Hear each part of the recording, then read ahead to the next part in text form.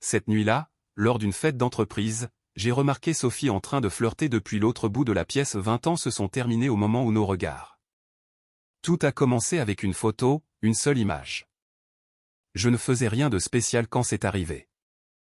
J'étais juste assis seul dans un café tranquille en bordure du centre-ville de Lyon, sirotant une tasse de café trop amer et fixant sans but une feuille de calcul sur mon ordinateur portable que je n'avais aucune véritable motivation à terminer.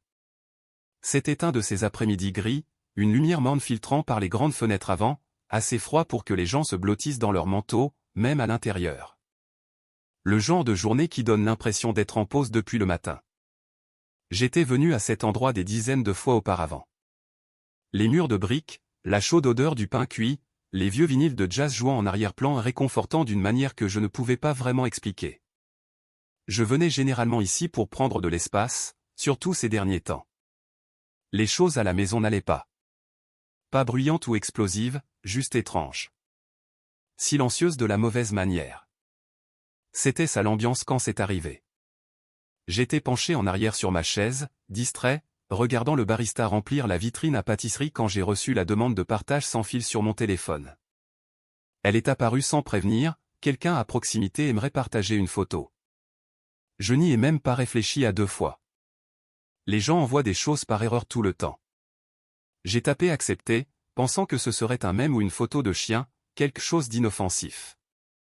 Au lieu de cela, elle s'est ouverte directement dans mon application photo.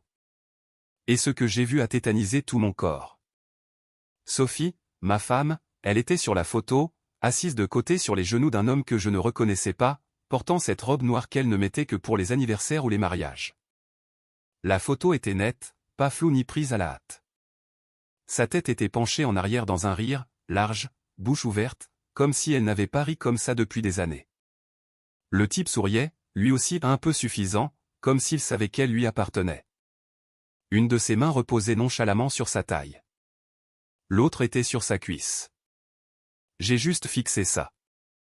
Au début, mon cerveau a essayé de réécrire ce que je voyais. Il devait y avoir une explication. Peut-être que c'était une blague. Peut-être que c'était avant qu'on se rencontre. Peut-être que c'était une terrible erreur, un coup monté, une farce. Peut-être que le type dans le café avait voulu l'envoyer à quelqu'un d'autre. Mais alors, comme si elle avait un 6e sens, Sophie m'a envoyé un message. 1 minute, peut-être moins. Ne t'inquiète pas, c'est une vieille photo. On m'a piégé. Ce n'est pas ce que tu penses. Pas de salutation, pas de contexte. Directement au contrôle des dégâts. Comme si elle savait, comme si elle avait retenu son souffle en attendant que ce moment précis arrive. Je n'ai pas répondu. Je ne pouvais pas. Mes doigts planaient au-dessus de l'écran. Inutile. Je viens de fixer la photo à nouveau. J'ai zoomé. J'ai fixé l'expression sur son visage. Hilare, légère, libre. Elle n'avait pas l'air de quelqu'un qui était pris au dépourvu. Elle avait l'air de quelqu'un qui se sentait désiré.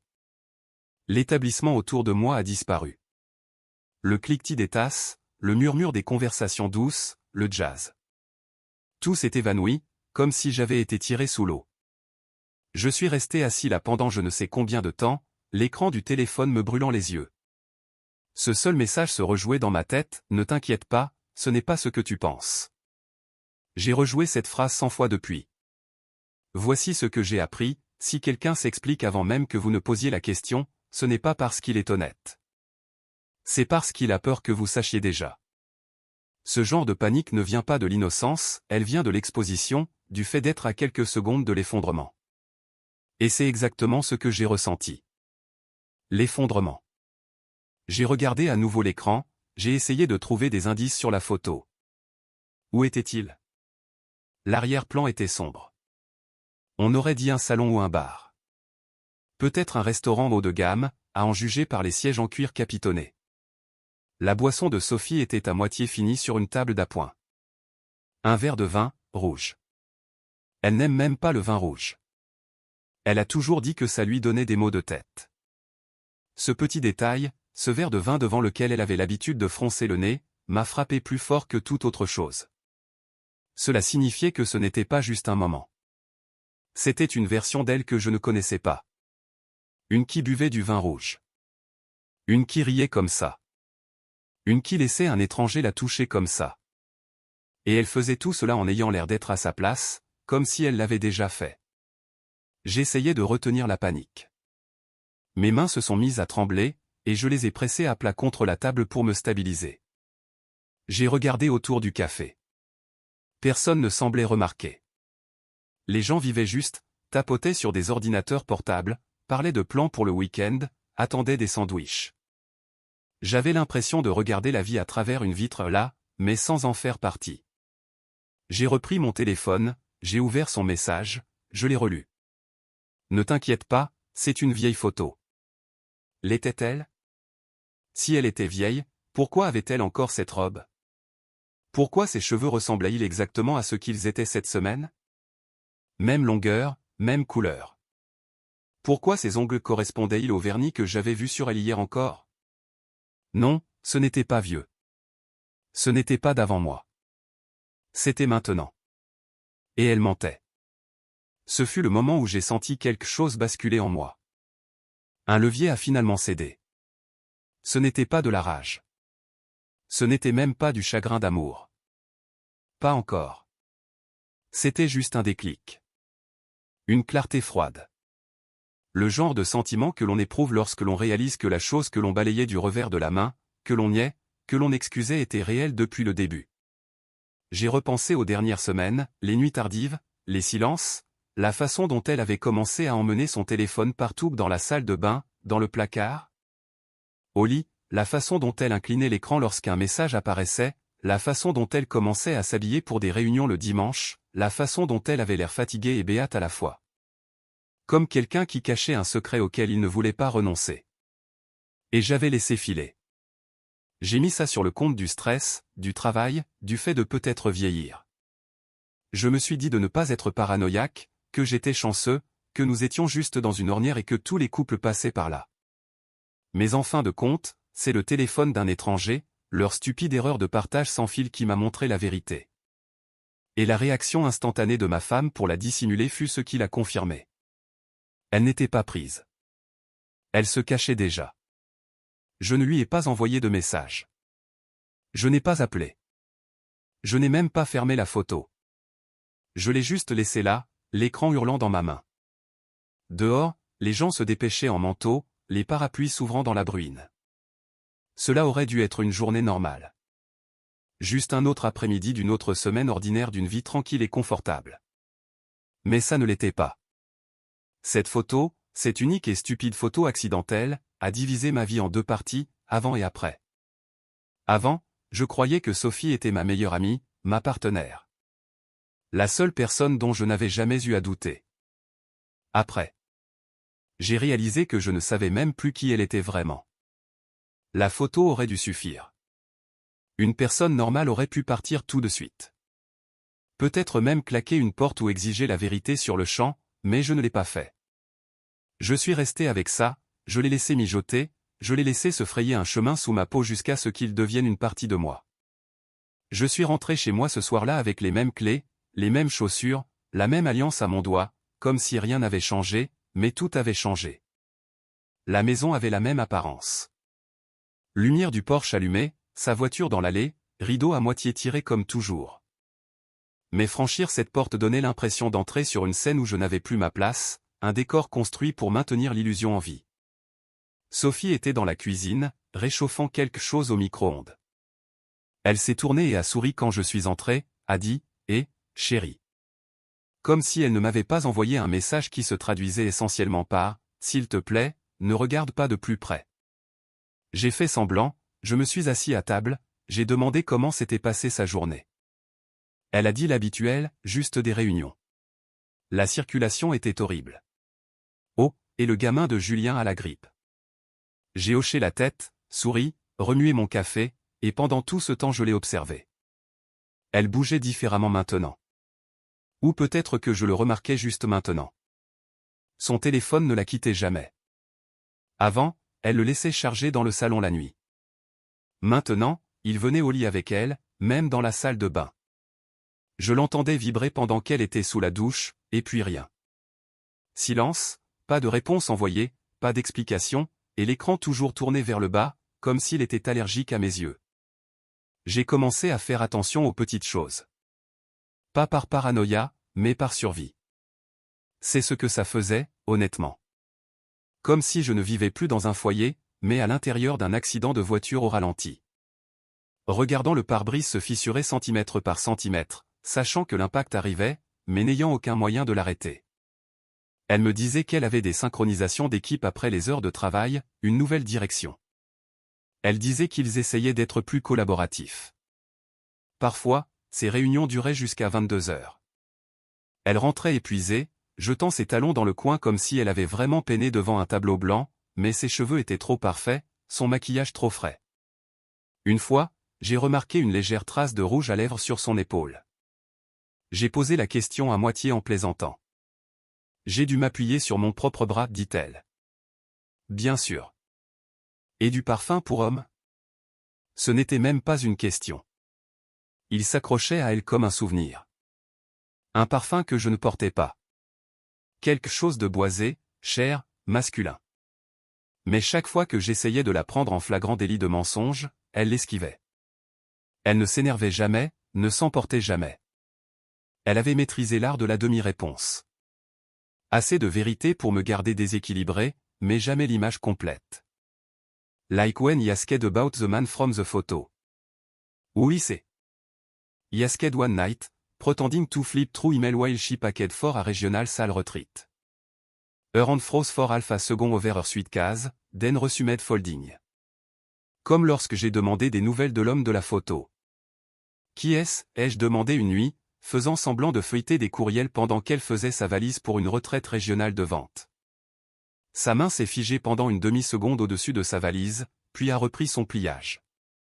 Oh, juste quelqu'un d'un dîner client il y a quelque temps. Je t'ai dit que c'était une photo de groupe. Je me suis assise sur ses genoux parce qu'il ne restait plus de chaise. C'était stupide.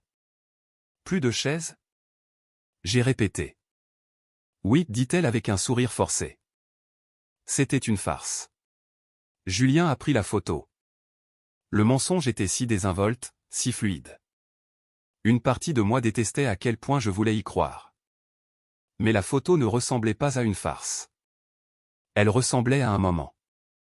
Le genre que vous ne savez pas que quelqu'un d'autre capture. Le genre que vous ne voulez pas que votre mari voie. Le pire, ce n'était pas la suspicion. C'était à quel point le silence entre nous commençait à devenir familier. Nous avions l'habitude de parler pendant des heures du travail, des amis, des émissions de télé-réalité idiotes. Maintenant, nos conversations étaient courtes, contrôlées, stériles. Elle demandait comment s'était passée ma journée en faisant défiler son téléphone. Je disais le bien, même si ce n'était pas le cas, parce que ça n'avait pas d'importance. Elle avait cessé de demander des nouvelles, cessé de rire de mes blagues idiotes, cessé de me regarder comme si j'étais toujours la personne qu'elle avait choisie. Je me souviens d'un matin en particulier, elle se tenait près de la fenêtre de la cuisine, versait du café, la lumière du soleil la frappant juste comme il fallait. Elle portait un simple t-shirt, les cheveux encore un peu en bataille à cause du sommeil. Je l'ai regardée pendant quelques secondes avant qu'elle ne remarque. Quoi, demanda-t-elle, pas d'une manière séduisante, juste légèrement agacée. Rien, dis-je. Juste. Tu es jolie. Elle a donné un petit sourire, mais il n'a pas atteint ses yeux. Merci. Puis elle a pris son téléphone et a quitté la pièce. C'est là que ça m'a frappé. Je ne reconnaissais même plus la femme avec qui j'étais marié. J'avais mémorisé son visage, son rire, la façon dont elle tirait sur ma manche quand elle voulait de l'attention. Mais maintenant, c'était comme si ces choses étaient des souvenirs d'une ancienne version de nous. Une version qu'elle avait déjà enterrée. Il devenait plus difficile de respirer dans cette maison.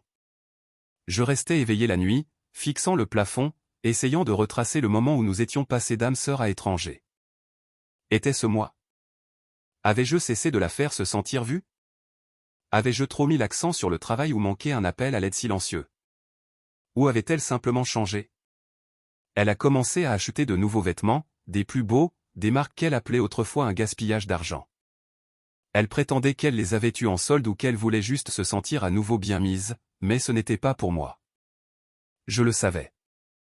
Je pouvais le dire à la façon dont elle regardait au-delà de moi lorsqu'elle tournait devant le miroir et à la façon dont elle a recommencé à se parfumer, pas l'odeur florale qu'elle portait dans nos premières années. Celui-ci était différent, audacieux, plus musqué, séducteur. Je le savais parce que j'avais cherché le parfum sur Google une fois après l'avoir senti sur son écharpe. L'annonce disait, pour la femme qui ne s'excuse pas de son désir. Oui, ça disait tout. Elle m'embrassait toujours au revoir le matin, m'envoyait toujours des SMS je t'aime parfois. Se blottissait toujours sur le canapé à côté de moi quand nous regardions la télévision, faisant semblant que tout allait bien.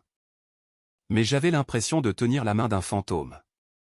Et chaque fois que son téléphone vibrait et qu'elle souriait à cela, puis verrouillait l'écran sans répondre, je mourais un peu plus à l'intérieur. J'ai commencé à m'éloigner aussi, presque instinctivement. J'ai cessé de poser des questions auxquelles je ne voulais pas de réponse. Cessé de la chercher au lit. Cessé de faire des plans de dîner. Elle a remarqué. Elle inclinait la tête et demandait, « Est-ce que tout va bien entre nous ?»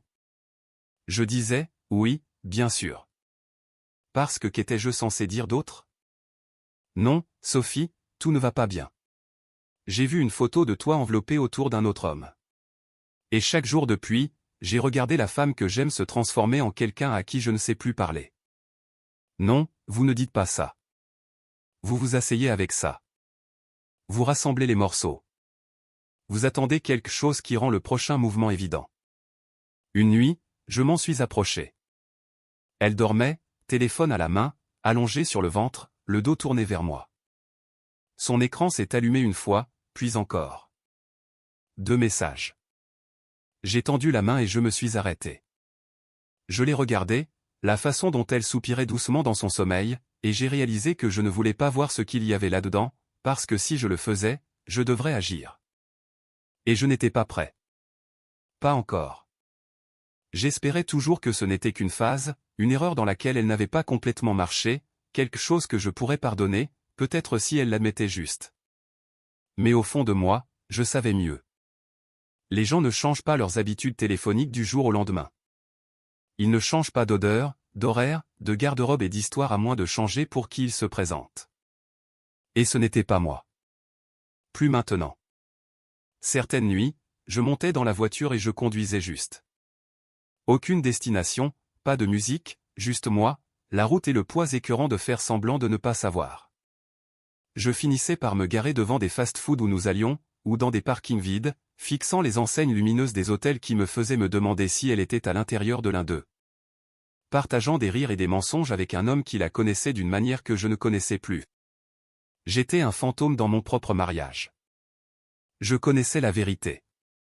Je ne l'avais juste pas encore dite à voix haute. Mais plus je la regardais s'éloigner, plus je réalisais que je ne regardais pas seulement quelqu'un tomber hors de l'amour avec moi. Je regardais quelqu'un tomber amoureux de quelqu'un d'autre. Et j'étais toujours là, à tenir la porte ouverte, faisant semblant de ne pas remarquer le vent qui s'engouffrait. Je n'étais pas censé être là. Cette partie me reste toujours. Sans une étrange coïncidence, je n'aurais jamais mis les pieds à cette fête.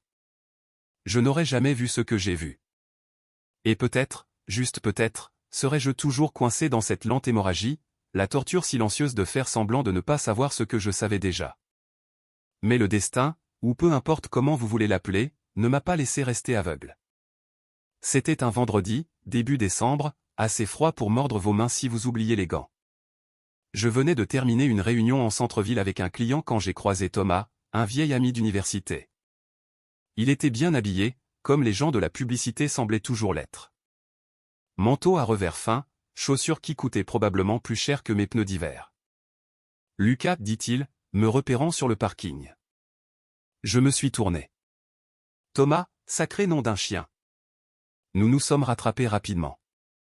2 gars qui ne s'étaient pas vus depuis des années, faisant semblant que ça n'avait pas été des années. Il travaillait dans les relations publiques maintenant. Son agence, dit-il, partageait des clients avec une entreprise de boutique en haut de la rue. Quand j'ai mentionné le nom de Sophie, ses yeux se sont illuminés. Oh oui, Sophie. Elle est avec Dumas et associés, n'est-ce pas? Oui, dis-je lentement. C'est son agence. Eh bien, alors tu devrais venir ce soir, dit-il, me tapant sur l'épaule. Nous organisons cette soirée de Noël conjointe au centre de conférence de la Confluence. Ce sont surtout des gens de l'agence, mais les accompagnateurs sont les bienvenus. Vraiment décontractés, juste des verres et des conversations maladroites. J'ai failli dire non. Vraiment. Il était tard. J'étais fatigué, et la dernière chose que je voulais était d'entrer dans une pièce pleine d'étrangers à moitié ivres, mais quelque chose en moi a hésité. Sophie n'a rien mentionné à propos d'une fête, dis-je, à moitié pour moi. Thomas a écarté ça d'un geste. Ce n'est pas obligatoire ou quoi que ce soit. Peut-être qu'elle prévoit de faire une apparition rapide. Passe si tu t'ennuies. Ça nous fera plaisir de nous revoir. Il m'a donné l'heure, l'adresse et un sourire décontracté. Puis il est monté dans sa voiture et est parti. Je suis resté debout sur le parking pendant un long moment. Ma respiration sortait en nuages. Quelque chose n'allait pas. Pourquoi Sophie n'avait-elle rien dit? Elle me racontait tout sur les fêtes du travail, ce qu'elle porterait, qui se disputait avec qui, quel département était le plus amusant. Cette fois, rien, pas un mot, juste nuit tardive comme si c'était n'importe quel autre vendredi. J'ai sorti mon téléphone et j'ai regardé son dernier message, vers d'équipe après la réunion. Ne m'attends pas, mon cœur. Alors, je n'ai pas attendu. Le centre de conférence de la Confluence se trouvait près du bord de la rivière, illuminé de lumière blanche et de fausse neige sur les marches de l'entrée. À l'intérieur, il faisait chaud et bruyant, plein du bourdonnement du champagne et des sourires forcés. J'ai vérifié mon identité, j'ai pris un badge que je n'ai pas porté, et je me suis glissé devant la table d'accueil avec toute la subtilité d'un homme en mission. Je ne savais pas exactement ce que je cherchais, preuve, une confrontation, une conclusion. Je savais juste que je devais le voir de mes propres yeux. J'ai scanné la pièce. De la musique de Noël jouait dans les haut-parleurs et les gens riaient un peu trop fort au-dessus des cocktails de crevettes et des flûtes en plastique de vin pétillant. La plupart étaient habillés pour le réseautage, mais il y avait des poches de gens clairement plus détendus, moins corporatifs, et plus saoulons-nous et faisons semblant que c'est du team building. Et puis je l'ai vue, Sophie, assise au bar, le dos légèrement arqué, riant. Elle portait une robe noire sans manches que je n'avais jamais vue. Pas tout à fait formelle, définitivement pas modeste. Ses cheveux étaient tirés, quelques boucles tombant autour de son visage, le maquillage juste un peu plus lourd que d'habitude. Mais ce n'était pas seulement sa tenue. C'était sa posture, son sourire, la façon dont sa main reposait doucement sur l'épaule de l'homme assis à côté d'elle. Il était tourné vers elle, trop proche pour que ce soit décontracté. Sophie se pencha en avant tandis qu'il chuchotait quelque chose, rit à nouveau, puis tendit la main et brossa son revers comme si elle le réparait. Il sourit, puis, clair comme le jour, il glissa son bras autour de sa taille et la tira vers lui, et elle le laissa faire. Je ne pense pas qu'elle m'ait remarqué au début. J'étais figé. 20 ans de mariage, de fêtes partagées et de visites à l'hôpital, et de paresseux dimanche matin, réduits à l'espace entre deux personnes assises trop près sur un tabouret de bar. J'ai marché quelques pas de plus. Je ne sais pas pourquoi. Peut-être que je voulais qu'elle me voie. Peut-être que j'en avais besoin. Elle s'est tournée, et nos yeux se sont rencontrés. Le moment où son regard s'est posé sur moi, son sourire est mort. C'était comme un interrupteur éteint. Elle s'est redressée soudainement, retirant sa main comme si elle l'avait brûlée. L'homme à côté d'elle a suivi son regard, m'a regardé, puis l'a regardé, confus. Je n'ai pas eu besoin de dire un mot. Son visage a tout dit, culpabilité, choc, peur, pas de regret. Pas encore, juste de la panique. Le genre qui frappe lorsque vos mensonges vous rattrapent plus vite que prévu. Je n'ai pas fait de scène. Je n'ai pas crié. Je suis juste resté là pendant une seconde, absorbant le regard dans ses yeux, les 1000 mots silencieux dans ce seul regard. Et puis je me suis tourné et je suis sorti. Je ne me souviens pas du trajet en voiture. J'ai dû prendre l'autoroute parce que je suis rentré plus vite que d'habitude. Mais je ne pourrais pas vous dire un seul panneau de sortie que j'ai dépassé. Mes mains serraient le volant si fort qu'elles sont devenues engourdies. Mes pensées ne s'emballaient pas. Ce n'étaient même pas des pensées, vraiment, plus comme de la statique. Un rugissement sourd à l'intérieur de ma tête, interrompu par des flashs de la façon dont elle l'a touché, la façon dont il l'a tiré près de lui, la façon dont elle a regardé quand elle m'a vu. Quand je suis entré dans la maison, tout était exactement où je l'avais laissé. La lumière du couloir était toujours allumée. Son verre de vin était à moitié plein sur la table, la condensation glissant le long du pied. Ses clés étaient dans le bol près de la porte. Tout semblait normal, mais ça ne l'était pas. C'était un décor de scène pour une pièce qui avait déjà pris fin. Je me suis tenu dans le salon, fixant la photo encadrée sur l'étagère, notre jour de mariage. Elle souriait. Moi aussi. Il avait plu ce jour-là. Et elle a dit que c'était de la chance. Je ne l'ai pas jetée. Je ne l'ai pas brisée. J'ai juste retourné face contre terre. Ça faisait plus mal de cette façon. Elle est rentrée 1 heure plus tard. La porte a grincé. Ses talons ont cliqué doucement sur le sol. Elle est entrée dans le salon et s'est arrêtée quand elle m'a vu. « Lucas » dit-elle, sa voix petite. Je n'ai pas répondu. Elle ressemblait à une étudiante attendant que le directeur lui remette une punition. Manteau toujours boutonné, sac à main serré. « Je ne savais pas que tu serais là » dit-elle, comme si cela rendait les choses meilleures. « Je n'étais pas censé l'être » dis-je platement. Elle a fait un pas en avant. Ce n'était pas ce que ça avait l'air, j'ai laissé échapper un rire doux et amer. S'il te plaît, ne nous insulte pas tous les deux. Elle a ouvert la bouche, l'a refermée, puis a baissé les yeux. J'allais te le dire, dit-elle, bientôt. Me dire quoi? J'ai demandé. Que tu vois quelqu'un d'autre? Que j'ai cessé d'être suffisant?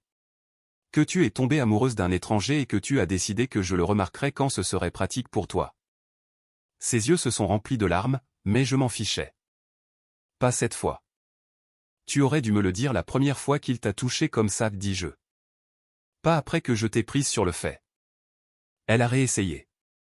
Je n'avais pas prévu ça. Je ne voulais pas que ça aille aussi loin. C'est ça le problème, Sophie. Tu ne le voulais pas, mais tu l'as laissé arriver. Nous sommes restés là un long moment, 2 personnes avec trop de souvenirs et pas assez d'honnêteté entre nous. Et puis j'ai dit la seule chose que j'avais retenue pendant des mois. Je ne pense pas te connaître anymore. Elle n'a pas répondu, parce que dites-vous à cela? Que pouvait-elle dire qui ferait disparaître l'image d'elle assise dans les bras de cet homme? J'ai dormi sur le canapé cette nuit-là. Non pas parce que j'étais en colère, mais parce que je ne voulais pas partager le même air, le même lit. Et quand j'ai fermé les yeux, tout ce que j'ai vu était ce moment.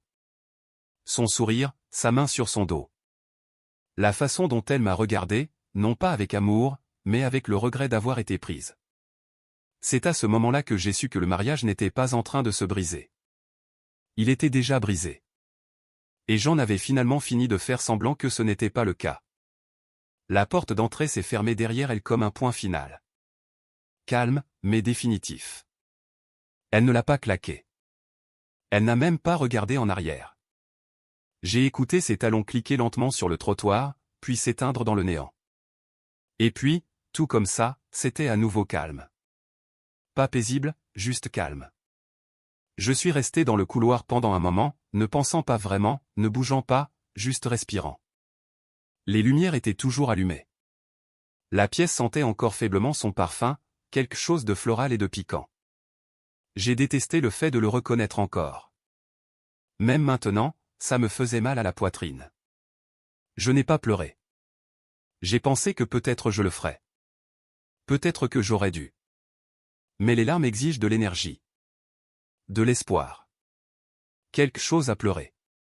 Je n'étais plus sûr qu'il restait quelque chose. La maison avait la même apparence. C'était la partie étrange. Rien n'avait changé physiquement. Nos manteaux pendaient toujours côte à côte près de la porte. Son écharpe, la rouge que je lui avais achetée à Bordeaux, était drapée sur la rampe où elle la laissait toujours. Les coussins du canapé étaient gonflés comme elle les aimait, un incliné, un droit. Notre photo de mariage encadrée était toujours sur l'étagère dans le couloir, souriant à personne. Mais ce n'était plus notre maison.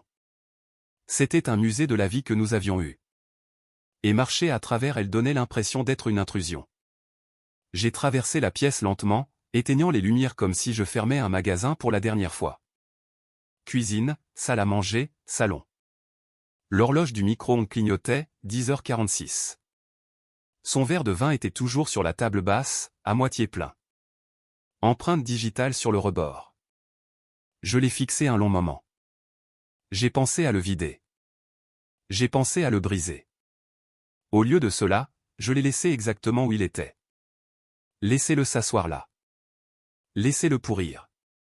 Elle avait laissé les lumières allumées dans la chambre. Je suis entré. Le lit était toujours fait du matin, intact.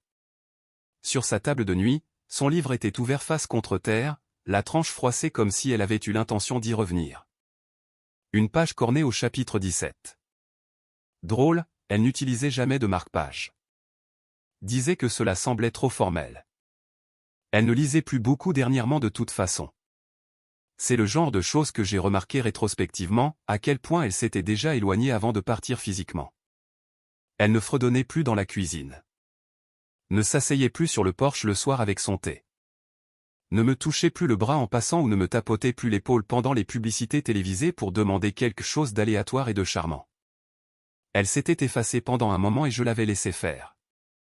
Je suis redescendu et je me suis assis sur le bord du canapé. Les coussins conservaient toujours sa forme. Sa couverture était mise en boule dans le coin, celle qu'elle me volait toujours. La télécommande reposait de son côté de la coudoir, inclinée comme elle la laissait toujours. Elle avait l'habitude de baisser le volume avant de se coucher. Disait toujours que le bruit de la télévision la rendait agitée dans ses rêves. C'était trop calme maintenant. Le genre de silence qui vous oppresse de tous les côtés, pas réconfortant, mais accusateur, comme si la maison elle-même savait ce qui venait de se passer. J'ai essayé de me distraire. J'ai allumé la télévision, puis je l'ai éteinte. Je suis entré dans la cuisine, j'ai ouvert le réfrigérateur, puis je l'ai fermé. Mon téléphone a vibré une fois. Un message d'Antoine, mon meilleur ami. Ça va? Je n'ai pas répondu, parce que comment dites-vous à quelqu'un, elle m'a brisé et je l'ai laissé faire? Je voulais jeter quelque chose ou crier ou peut-être juste m'effondrer, mais au lieu de cela, j'ai nettoyé la cuisine, chargé le lave-vaisselle, essuyé les comptoirs, sorti les poubelles, traversé les mouvements comme une mémoire musculaire. Comme si, en faisant juste assez de tâches domestiques, je pouvais me faire croire que c'était toujours juste un vendredi soir normal et non la nuit où mon mariage s'est finalement vraiment effondré. Au moment où j'ai eu fini, il était minuit passé. La maison n'avait jamais semblé aussi grande. Je suis allé dans notre chambre et j'ai regardé le lit. Il n'y avait aucun moyen que je puisse y dormir. Pas ce soir. Peut-être plus jamais. J'ai pris un oreiller et une couverture et je suis retourné au salon. Le canapé n'était pas confortable, pas pour dormir, mais je m'en fichais. C'était comme une punition que je méritais. Je me suis allongé là dans le noir, fixant le plafond, mon esprit jouant et rejouant ce moment à la fête. La main de l'homme sur sa taille. La façon dont elle m'a regardé non pas choqué comme quelqu'un le regarde quand il est accusé à tort, mais prise, exposée, confirmée. Je n'étais même plus en colère. La colère est bruyante. C'était juste le vide. Je ne sais pas quand je me suis endormi, mais je me suis réveillé à 4h17 du matin. Je me souviens de l'heure exactement parce que la lumière du micro-ondes me la fixait lorsque je suis entré en titubant dans la cuisine à la recherche d'eau. Il faisait encore sombre dehors. Pas de message, pas d'appel, juste le bourdonnement silencieux du réfrigérateur et le clic de ma propre respiration. Je me suis assis à la table avec un verre d'eau et j'ai regardé l'espace où elle s'asseyait habituellement le matin. Elle avait l'habitude de replier ses jambes sur la chaise, sirotant du thé tout en faisant défiler son téléphone. Le chien se couchait à ses pieds. Je faisais des œufs. Elle les demandait toujours un peu coulants, puis se plaignait qu'ils étaient trop coulants. J'adorais ces matins. Maintenant, ils ressemblaient à quelque chose de la vie de quelqu'un d'autre. Je me suis levé, j'ai marché jusqu'au couloir et j'ai pris la photo de mariage. C'était nous devant cette vieille église en Savoie. Feuille d'octobre en arrière-plan, son voile attrapant la lumière juste comme il fallait, mon bras autour de sa taille, l'attirant vers moi comme si je ne voulais jamais la laisser partir. Cet homme était toujours moi, mais la femme sur la photo, je n'étais plus sûr de qui elle était. Je n'ai pas jeté la photo. Je ne l'ai pas déchirée. Je l'ai juste retournée et placée face contre terre sur l'étagère à côté de la plante d'intérieur desséchée qu'elle jurait qu'elle ferait revivre. Ça faisait plus mal de cette façon. Le lendemain matin est venu tranquillement. Pas de message, pas d'appel, juste le bruit du camion poubelle dans la rue et des oiseaux qui chantaient comme si rien ne s'était passé. J'ai fait du café par habitude, j'ai versé 2 tasses, puis j'ai réalisé que je n'avais pas besoin de la seconde. Je l'ai jeté. L'évier a sifflé lorsque la chaleur a atteint l'acier. Around 10 heures du matin, I heard the garage door open. Sophie walked in a minute latte. She looked hollow, wearing the same coat as last night, a puffy, hair pulled back in a rushed knot. No makeup, no excuse. She saw me at the kitchen table and stopped in the doorway. Vers 10 heures, j'ai entendu la porte du garage s'ouvrir. Sophie est entrée une minute plus tard. Elle avait l'air creuse, portant le même manteau que la nuit dernière, aussi gonflé, les cheveux tirés en un chignon précipité. Pas de maquillage, pas d'excuses. Elle m'a vu à la table de la cuisine et s'est arrêtée dans l'embrasure de la porte. « Lucas » dit-elle doucement. Je n'ai pas répondu, je l'ai juste regardée. Elle est entrée lentement comme si le sol pouvait se briser sous elle. « Je sais que tu ne veux pas parler » dit-elle. « Mais pouvons-nous juste nous asseoir ?» J'ai hoché la tête une fois. Elle s'est assise en face de moi. Pas proche, ne cherchant pas ma main comme elle le faisait. Juste là, présente, attendant. « Je suis désolée » dit-elle. Silence. Je ne voulais pas que ça devienne comme ça. Silence. Ça a commencé il y a quelques mois. C'était stupide. Ça ne voulait rien dire. Je l'ai regardé alors. C'est ça le pire, dis-je. Ça ne voulait rien dire. Mais tu as tout risqué. Elle n'a pas argumenté, a juste regardé ses mains. J'étais seule, murmura-t-elle. Moi aussi, dis-je. Et je ne t'ai pas menti. Elle a essuyé sa joue comme si les larmes la surprenaient. Je n'ai pas ressenti de pitié. Je n'ai pas ressenti de satisfaction, juste de la fatigue. Je ne veux pas me battre, dit-elle. Bon, ai-je répondu. Parce que je n'ai plus de force pour me battre. Nous sommes restés assis comme ça pendant un moment, 2 personnes entourées de souvenirs qu'elle ne reconnaissait plus. Quand elle a finalement reparlé, sa voix était calme. Je vais rester chez ma sœur pour l'instant. J'ai hoché la tête. Elle s'est levée, a marché jusqu'au couloir, a pris ses clés et son écharpe, a regardé en arrière une fois, puis est sortie. La porte s'est fermée derrière elle. Et cette fois, elle n'est pas revenue. Ce fut le jour où j'ai réalisé que le silence peut être plus bruyant que n'importe quelle dispute. Il n'a pas besoin de cris ou de claquements de porte. Il a juste besoin de distance et de vérité. Et de l'absence de tout ce que vous pensiez être sûr. Je suis resté dans la maison ce jour-là seul, la laissant s'installer. Le calme ne semblait pas paisible. Ressentais comme du deuil. Parce que c'était ça. Pas seulement la mort d'un mariage, mais l'enterrement de la confiance, de la routine, d'années empilées sur des années. Et pour la première fois, je me suis permis de le dire à voix haute au mur, à personne, elle est partie. Et d'une certaine manière, le silence après cela était encore plus lourd. J'ai quitté la maison le lendemain. Pas d'une manière dramatique. Pas de sac jeté dans le coffre. Pas de dispute bruyante sur la pelouse avant. Juste des décisions calmes empilées les unes sur les autres comme des briques. J'ai marché de pièce en pièce avec un sac de sport, ne prenant que l'essentiel. Des vêtements, des chargeurs, une trousse de rasage, mon ordinateur portable. Je ne savais pas où j'allais, juste que je ne pouvais pas rester là. Pas une autre nuit. Pas dans ce lit. Pas sur ce canapé où son parfum vivait encore. Pas avec tous les souvenirs encadrés me regardant de haut comme des fantômes. Le plus difficile fut de passer devant les chiens. Ils me regardaient du bas de l'escalier, la queue remuant lentement, comme s'ils sentaient que quelque chose avait changé, mais ne savaient pas quoi. Je me suis agenouillé, j'ai frotté leurs oreilles, et j'ai murmuré, « Je reviendrai ». Même si je n'étais pas sûr de le penser. La maison n'a pas essayé de m'arrêter. Elle est juste restée là. Même planche de plancher qui grince, même robinet qui fuit, même peinture décolorée dans le couloir que nous avions juré de retoucher 2 étés auparavant, mais elle semblait plus vide maintenant. Non seulement parce qu'elle était partie, mais parce que moi aussi. La version de moi qui y vivait n'existait plus. J'ai déposé la clé dans le bol près de la porte, comme toujours. Puis je suis parti. J'ai conduit vers l'ouest, pas loin, peut-être 2 heures. Je n'ai pas beaucoup vérifié le GPS. J'ai laissé la route me mener où elle voulait. C'était la première fois que je réalisais combien de décisions dans ma vie avaient été prises pour quelqu'un d'autre. Où nous vivions, où nous passions nos vacances, même quelle voiture je conduisais. C'était toujours un compromis, toujours une négociation. Et maintenant, pour la première fois depuis des années, je ne devais d'explication à personne. Je me suis arrêté dans une petite ville que je n'avais fait que traverser, jamais séjourner. Je me suis garé sur le parking d'un vieux motel routier, le genre avec des néons clignotants et des distributeurs automatiques qui prenaient encore des pièces de 50 centimes. La femme à la réception m'a regardé comme si je venais de descendre d'un long vol de nulle part. Elle n'a pas demandé pourquoi j'étais là, et je n'ai pas offert d'explication. Chambre 9.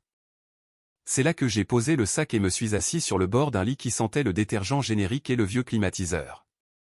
Les murs étaient beiges. Le tapis avait des brûlures de cigarettes. La télévision ne fonctionnait que si vous gigotiez le cordon juste comme il faut. Mais le silence était honnête. Cette première nuit au motel, je n'ai pas beaucoup dormi. Je suis resté allongé là, fixant les ventilateurs de plafond qui tournaient au-dessus de moi. Pensant à la vitesse à laquelle tout s'était effondré. Pas seulement l'aventure de Sophie, mais toute l'illusion de qui nous étions. Les routines que nous pensions être de l'amour. Les prises de contact qui s'étaient transformées en départ. La façon dont nous disions « je t'aime » juste pour meubler l'air. J'ai fait défiler des photos sur mon téléphone. C'était une sorte de masochisme cruel, mais je ne pouvais pas m'en empêcher. Nous à la plage, Sophie louchant contre le soleil, les cheveux emmêlés, les joues roses. Nous au mariage de sa sœur, nos bras liés, du vin à la main, de faux sourires pour l'appareil photo de quelqu'un d'autre. Un selfie flou dans la voiture, des collations de voyage sur nos genoux, de la musique à fond. J'avais l'habitude de voir de la chaleur dans ces images, une vie partagée, la preuve de quelque chose de durable. Maintenant, tout ce que je pouvais voir, c'était une performance. Des moments soigneusement arrangés conçus pour nous convaincre, nous et tout le monde, que nous étions heureux. J'aurais dû les supprimer, mais je ne l'ai pas fait. Pas encore. Le lendemain matin, j'ai appelé Antoine. Il a décroché à la deuxième sonnerie. Et, dit-il, la voix basse et prudente. Ça va? C'est tout ce qu'il avait besoin de dire. Il n'a pas demandé ce qui s'était passé. Il savait déjà le genre d'amis que nous étions. Vous n'aviez pas à expliquer l'évidence. J'ai laissé échapper un souffle que je ne me souvenais pas avoir retenu. Elle m'a trompé, dis-je simplement. Je m'en doutais, dit-il. Je lui ai tout raconté, la photo, la fête, la façon dont elle m'avait regardé comme une étrangère prise dans un mensonge qui n'était pas censé sortir encore. Il est resté silencieux pendant la majeure partie du récit. C'était Antoine. Il laissait les gens respirer. Quand j'ai eu fini, il ne m'a pas dit de lui pardonner. Ne m'a pas dit de revenir.